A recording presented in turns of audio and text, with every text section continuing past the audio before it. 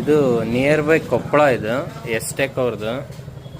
ಸ್ವಲ್ಪ ಆದಷ್ಟು ಮಿಷಿನ್ ಕಡೆ ಕಾಳಜಿ ಇಡ್ರಿ. ತುಂಬ ಗಲೀಜು ಇಟ್ಕೊಳೋದು ಅದು ಮಾಡೋಕ್ಕೆ ಹೋಗ್ಬೇಡ್ರಿ. ಇಲ್ಲಿ ನೋಡ್ರಿ ಎಷ್ಟು ಕಡ್ದಿದ್ದಾವೆ. ಆಮೇಲೆ ಸ್ಪ್ರೇ ಅದು ಹಾಕಿದ್ದೀನಿ, ಸ್ಪ್ರೇ ತಗೊಳ್ರಿ, ಸ್ಪ್ರೇ ಮಾಡಿರಿ.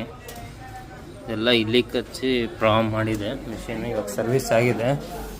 ಆಮೇಲೆ ಇನ್ನೊಂದು ವಿಷಯ, ವಿನೋದ್ ಅವ್ರು ಯಾಕೆ ಸರ್ವಿಸ್ ರೇಟ್ ಜಾಸ್ತಿ ಅಂದರೆ A to Z ಚೆಕ್ ಮಾಡ್ತೀವಿ. ಎಲ್ಲ ಕ್ಯಾಪು ಓಪನ್ ಮಾಡಿ A to Z ನೋಡ್ರಿ. X timing belt, Z timing belt ಹೋಗಿದೆ, ಓಕೆನಾ. ಎಲ್ಲ A to Z timing belt change ಆಗಿದೆ. ಕನೆಕ್ಟ್ರುಗಳು ಸುಟ್ಟಿದ್ದು, ಕನೆಕ್ಟ್ರುಗಳು ಈ ಥರದ್ದು ಮುಂದೆ ಕೆಡೋಂಥ ವಿಷಯ ಮೊದಲೇ ನಾವು ಅದನ್ನು ಅಡ್ವಾನ್ಸ್ ಆಗಿ ಸರ್ವಿಸ್ ಮಾಡಿಬಿಡ್ತೀವಿ. ಅದಕ್ಕೋಸ್ಕರ ನಮ್ಮ ಸರ್ವಿಸ್ ರೇಟ್ ಜಾಸ್ತಿ ಆದರೂ ಪ್ರಾಂಪ್ಟಾಗಿ ನಾವು GST ಬಿಲ್ಲು ವಿತ್ ಸಮೇತ ಬಿಲ್ಲಿಂಗ್ ಕೊಡ್ತೀವಿ.